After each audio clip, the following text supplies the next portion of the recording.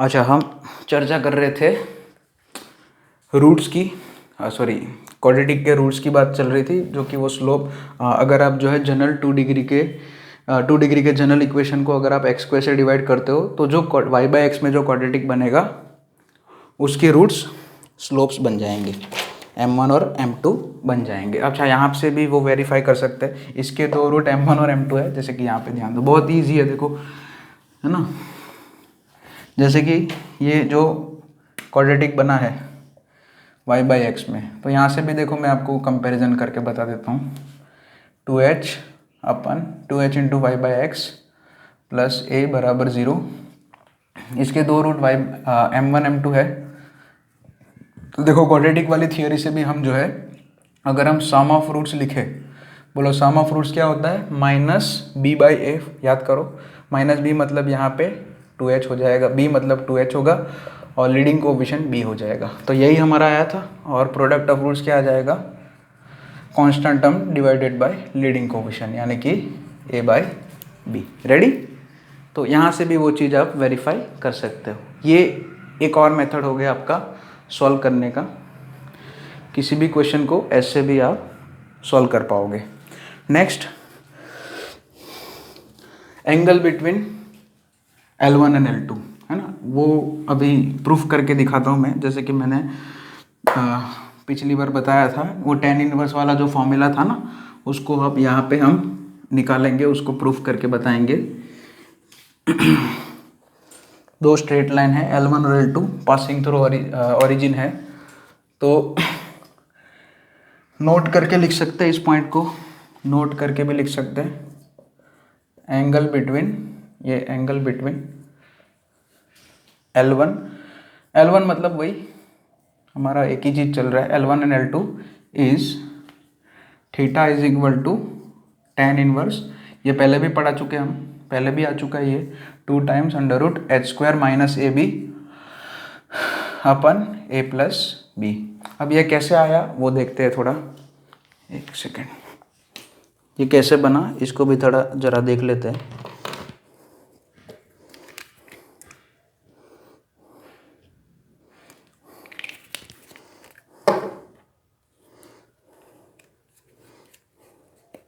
देखिए, तो यहाँ पे बहुत ही, जैसे दो लाइन है, एक का स्लोप m1 है, दूसरे का स्लोप m2 है। दोनों ही जो है कहाँ से पास कर रही है, ओरिजिन से। जैसे कि मान लिया ये L1 है, इसका स्लोप m1 है, ये L2 है दूसरी लाइन जिसका स्लोप m2 है।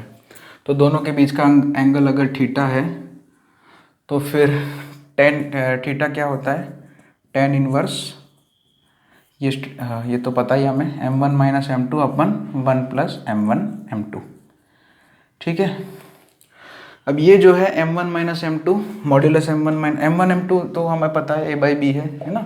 अब यहाँ पे जो है ये वाली चीज़ यूज़ करेंगे, m1 प्लस m2 हमारे पास है माइनस 2h बाई बी, और m1 m2 है वो a बाई बी है। ठीक है, तो tan inverse m1 minus m2 जो है मॉड्यूलस, उसको ऐसा लिख सकते हैं m1 plus under root m1 plus m2 whole square minus 4 times m1 m2। ठीक है, ये आइडेंटिटी आपको पता होनी चाहिए, है ना। x प्लस, ऐसा होता है ना, x minus Y whole square is equal to X plus Y whole square. 9th में पढ़ाते हैं ये पॉलिनोमियल में ये आइडेंटिटी आई होगी पहले, x minus Y whole square is equal to X plus Y whole square minus 4xy। और नीचे m1 m2 तो हम लिख देंगे अभी, है ना। तो अब देखो क्या बनेगा, ये m1 प्लस m2 क्या पुट करेंगे, माइनस 2h बाई बी, और m1 m2 a by B अगर पुट करो तो ये क्या बन रहा है, देखो ज़रा, tan इनवर्स, थोड़ा ऊपर लिख देता हूँ, चलो। यहाँ पे जो है m1 प्लस m2 और m1 m2 की वैल्यूज़ पुट करेंगे ऊपर से, m1 plus m2 minus 2h by B, और m1 m2 क्या पुट करेंगे, a बाई बी। तो हमारा थीटा कितना आएगा, tan inverse modulus under root m1 plus m2 मतलब 2h बाई बी मतलब 4h square by B square, okay, minus 4ab, sorry 4m1 m2 मतलब a बाई बी, यानी कि 4a बाई बी, और नीचे under root 1 plus a by B. Ready? m1 m2 मतलब a by B है ना। हमारा m1 प्लस m2 कितना था, माइनस 2h बाई बी और m1 m2 कितना था a बाई बी, तो वो दोनों को यहाँ पे पुट कर दिया। अब सॉल्व करो, यहाँ पे एलसीएम ले लो, थोड़ा 4 कॉमन आएगा यानी कि 2 आ जाएगा, यानी कि tan inverse 2 under root H square minus A B, इधर का भी एलसीएम भी आएगा और नीचे भी ऐसे यहाँ पे एलसीएम लोगे तो भी, और दोनों मतलब ऊपर नीचे से b कैंसिल हो जाएगा और ये फॉर्मूला आ जाएगा। ये बता दिया मैंने, 2 टाइम्स अंडर रूट मॉड्यूलस में 2 under root H square minus A B upon A plus B. फिर से वो बात कर लेते हैं, यहाँ पे पहले भी की थी कि एच स्क्वायर और ए बी के ऊपर अब सब डिपेंड है क्योंकि वही दोनों अंडर रूट के अंदर है, ठीक है। तो उसके ऊपर थोड़ी कंडीशंस देख लेते हैं।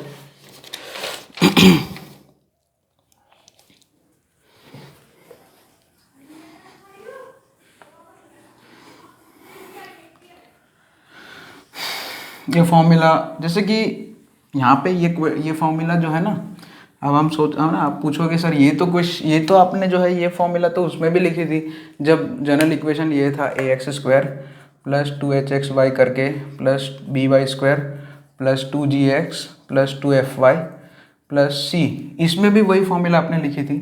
तो कोई दिक्कत नहीं है, ये फॉर्मूला दोनों में सेम क्यों आई, इसका रीज़न मैं बताता हूँ। जैसे कि आपकी स्ट्रेट लाइन, अगर आपकी स्ट्रेट लाइन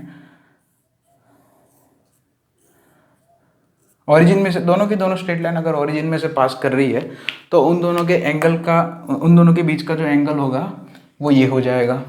और अगर आपकी स्ट्रेट लाइन शिफ्ट हो गई है ना, यही स्ट्रेट लाइन अगर शिफ्ट होकर कहीं इधर मान लिया इंटरसेक्ट कर रही है तो भी फॉर्मूला ऐसे सेम रहा है ना। मेरा कहने का मतलब ये है कि दोनों लाइन ओरिजिन में से मान लिया पास नहीं कर रही है तो भी फॉर्मूला एंगल वाला फॉर्मूला वही सेम आएगा। उसका रीज़न ये है कि एंगल वाला जो फॉर्मूला है ना उसमें जी एफ और सी का कोई रोल ही नहीं है ना, इसलिए तो आपकी ये वाली स्ट्रेट लाइन इधर सीधी शिफ्ट हो गई, तो ये ऐसे समझ सकते हैं, है ना।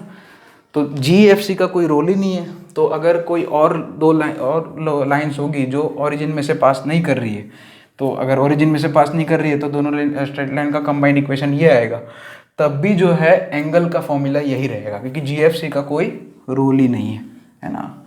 आपकी स्ट्रेट लाइन जो है अल्टीमेटली शिफ्ट होके कहाँ पे हो गई है, ओरिजिन पे हो गई है ना। दोनों स्ट्रेट लाइन ओरिजिन पे इंटरसेक्ट कर रही है, कहीं और इंटरसेक्ट कर रही है तो भी कोई फ़र्क नहीं पड़ता इस पर।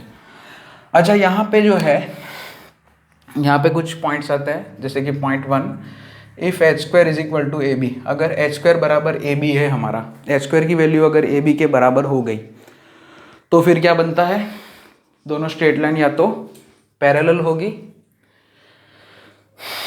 या तो कोइंसिडेंट होगी। लेकिन ये तो यहाँ पे पॉसिबल नहीं है ना, क्योंकि यहाँ पे तो दोनों स्ट्रेट लाइन जो है ओरिजिन में से पास कर रही है। अच्छा, तो यहाँ पे ये दोनों स्ट्रेट लाइन पैरेलल तो हो ही नहीं सकती क्योंकि इंटरसेक्ट तो करना ही पड़ेगा दोनों को, और दोनों स्ट्रेट लाइन ओरिजिन में से पास कर रही है। तो यहाँ पे जैसे कि जो कि दोनों स्ट्रेट लाइन ओरिजिन में से पास कर रही है पता है, तो दोनों का मतलब दोनों का इंटरसेक्टिंग पॉइंट तो है ही, तो दोनों स्ट्रेट लाइन पैरेलल तो नहीं हो सकती, ठीक है। tan इनवर्स 0 मतलब थीटा 0 हुआ, तो एक ऐसा हो सकता है कि दोनों straight lines will be coincident, lines will be, इसमें क्या बनेगा, ये वाले केस में लाइन्स विल बी कोइंसिडेंट, मतलब दोनों एक ही लाइन में बनाओ।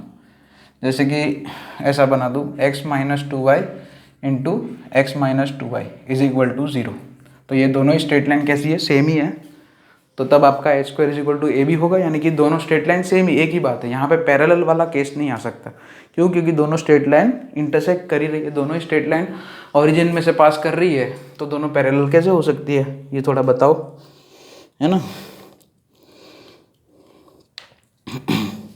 नेक्स्ट पॉइंट, ये बताने की ज़रूरत नहीं, आपको पता ही है, a प्लस बी बराबर 0 then L1 is perpendicular to L2 हो जाएगा, है ना, ये भी पता ही है आपको। और L1 L2 are perpendicular, theta is equal to pi by 2 हो जाएगा, बराबर है, क्योंकि a प्लस बी 0 हो गया मतलब tan इनवर्स इन्फिनिटी, मतलब उसको पाई बाई 2 बोलते हैं। अब यहाँ पे ये जो रूट के अंदर की क्वांटिटी है वो क्या है, H square minus A B करके है। अब यहाँ पे थोड़ी एक बात क्लियर करना चाहता हूँ मैं आपको कि अगर h मान लिया अगर 0 हुआ, ठीक है, यहाँ पे एक कंडीशन देखते हैं, एक स्पेशल केस है, पॉइंट नंबर 3 लिख लेना कि if h is equal to 0, अगर आपका h इज इक्वल टू 0 आया तो अंडर रूट के अंदर क्या क्वांटिटी आएगी, माइनस ए बी हो जाएगा, अंडर रूट के अंदर माइनस ए बी बन जाएगा, ठीक है, अगर h इज इक्वल टू 0 हुआ तो की बात है, ठीक है। तो यहाँ पे ये माइनस ए बी हुआ, अगर a और b दोनों सेम साइन के हैं तो मुझे इमेजिनरी स्ट्रेट लाइंस मिलेगी, है ना, ये थोड़ा ध्यान रखना। वो यहाँ पे h square greater than A B, H square वो तो ठीक है, वो कोई यहाँ पे डिस्कस नहीं करते, वो तो पता ही आपको, लेकिन एक ये नया केस है इसमें, अगर h इज इक्वल टू 0 हुआ बाई चांस, जैसे कि एक्स वाई वाला टर्म ही आपका गायब है ना, जैसे कि ऐसा कोई इक्वेशन है X square plus 9y square is equal to 0, तो इसमें क्या है, h इज इक्वल टू 0 है, a इज इक्वल टू 1 है, b इज इक्वल टू 9 है, a और b कैसे दोनों पॉजिटिव है, सेम साइन के है, तो यहाँ पे अंडर रूट के अंदर जो है नेगेटिव आ जाएगा, यानी कि यहाँ पे ये इमेजनरी मैंने पहले भी बताया था, x square plus 9y square, यहाँ पे दो इमेजनरी लाइंस मिलेगी, रियल लाइंस नहीं मिलेगी, क्योंकि ये इक्वेशन को सेटिस्फाई करे ऐसा एक ही पॉइंट है ओरिजिन, ठीक है। तो ये एक एक्सेप्शनल केस है कि अगर ऐसा हुआ तो, अगर दोनों नेगेटिव हुए, है ना, तो भी कोई स्ट्रेट लाइन डिफाइंड नहीं होगी, लेकिन अगर h इज इक्वल टू 0 और अगर a and b are of opposite sign, ठीक है, ऑपोजिट साइन, तो ए बी आपका लेस देन 0 होगा, यानी कि minus A B greater than 0 बन जाएगा। समझ रहे हो मैं क्या कहने की कोशिश कर रहा हूँ, अगर आपका यदि h इज इक्वल टू 0 आया, h मतलब 2hxy में जो h होता है वो 0, xy वाला टर्म ही गायब हो गया, और तो फिर ये इसमें अंडर रूट के अंदर जो है, बाकी ठीक है 2ab जो भी है, लेकिन अंडर रूट के अंदर जो है माइनस ए बी आ जाएगा, अगर उसमें भी ये a और b आपस में एक दूसरे से, जैसे कि केस ऐसा हुआ कि X square minus Y square is equal to 0, ऐसे करके इक्वेशन दिया है आपको, इस तरह का कोई इक्वेशन दिया है, X square minus Y square is equal to 0, इसमें आप देख सकते हो a इज इक्वल टू 1 है, b is equal to minus 1 है, यानी कि a और b कैसे है, ऑपोजिट साइन के है, यानी कि product of A be less than 0 होगा, लेकिन minus A B greater than 0 होगा, तब ये डिफाइन होगा, माइनस है ना, अंडर रूट के अंदर अगर पॉजिटिव क्वांटिटी बन रही है तो डिफाइन होगा, है ना, तो मुझे दो रियल स्ट्रेट लाइंस मिलेगी, है ना, और वो दोनों लाइंस कैसी होगी, जैसे कि यहाँ पे मैं बताता हूँ कि यहाँ पे h इज इक्वल टू 0 है, तो हमारी जो वो दो फॉर्मूला थी m1 plus m2 is equal to minus 2h by B, हाँ, उसमें अगर h इज इक्वल टू 0 हुआ, इसका मीनिंग क्या निकलेगा, m1 plus m2 is equal to 0। अब इसका मीनिंग समझते हैं, एक स्लोप दूसरे का नेगेटिव, इसका मतलब यही हुआ ना कि m1 is equal to negative of m2, दोनों स्लोप आपस में ऑपोजिट है, एक स्लोप, एक का स्लोप अगर +2 है तो दूसरे का -2 होगा, है ना, अगर h इज इक्वल टू 0 हुआ तो। अब इसको हम ज्योमेट्रिकली समझते हैं कि इसका मीनिंग क्या निकला, है ना। अच्छा, ये h इज इक्वल टू, खाली h इज इक्वल टू 0 से नहीं, अगर रियल स्ट्रेट लाइन डिफाइन, इस केस में नहीं होगा, ये वाले केस में कुछ नहीं होगा, ये लाइन, क्योंकि ये वाले केस में मुझे इमेजिनरी लाइंस मिल रही है, तब तो कोई चर्चा ही नहीं होगी, ठीक है। तो अगर h is equal to 0 and we got real lines, real straight lines, then m1 plus m2 is equal to 0 हो जाएगा, यानी कि m1 बराबर माइनस m2। अब इसका मीनिंग जियोमेट्रिकल मीनिंग में समझाता हूँ कि जैसे कोई स्ट्रेट लाइन x एक्सिस से, जैसे m1 है एक स्लोप, एक का स्लोप, तो वो स्ट्रेट लाइन मान लिया थीटा एंगल बना रही है, जैसे कि मान लिया ये L1 हो गई, तो दूसरी स्ट्रेट लाइन कैसी होगी, जैसे कि ये स्ट्रेट लाइन का स्लोप एंगल थीटा हुआ, तो दूसरी स्ट्रेट लाइन जो है उसका स्लोप पहली स्ट्रेट लाइन से नेगेटिव है, जैसे कि ठीक है, तो उसका स्लोप जो है पाई माइनस थीटा हो जाएगा, है ना, उसका स्लोप एंगल ये जो है पाई माइनस थीटा हो जाएगा, तो ये थीटा होगा वापस, तो ये थीटा, तो ये थीटा हो जाएगा, यानी कि जो दूसरी स्ट्रेट लाइन होगी वो भी एक्स एक्सिस के साथ थीटा एंगल बनाएगी, है ना। तो मतलब ऐसा बोल सकते हैं कि दोनों ही स्ट्रेट, अगर ऐसा हुआ m1 minus m2, sorry m1 plus m2 अगर 0 हुआ, तो दोनों का एक्स एक्सिस से इंक्लिनेशन एंगल सेम होगा। इंक्लिनेशन एंगल पहले पढ़ाया मैंने, स्लोप जब हमारा चल रहा था तब, है ना। तो दोनों ही स्ट्रेट लाइंस का inclination angle with X axis same रहेगा, है ना। इसको बोलते हैं ना सबसे छोटा एंगल, एक्यूट एंगल। जो स्ट्रेट लाइन, स्लोप एंगल अलग चीज़ होती है। स्लोप एंगल क्या होता है, एक्स एक्सिस की पॉजिटिव डायरेक्शन से।